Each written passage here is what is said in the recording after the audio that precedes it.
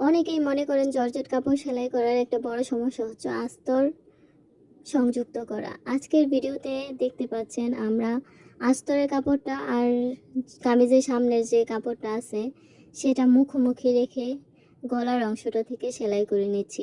এক্ষেত্রে কিন্তু আমাদের কোনো রকম এক্সট্রা পট্টির কাপড় লাগাতে হবে না গলাটা তৈরি করার জন্য। শুধুমাত্র আস্তরের সাথে এই কাপড়টা সংযুক্ত করে কিন্তু আমরা সুন্দর একটা গলা তৈরি করে নিতে পারবো। আমাদের আজকের ভিডিওটা খুব সুন্দরভাবে তৈরি করার চেষ্টা করছিলাম, কিন্তু যে ক্যামেরাম্যান আছে সে আসলে ক্যামেরাটা যখন দূরে ছিল ভিডিও অন করতেই ভুলে গেছিল।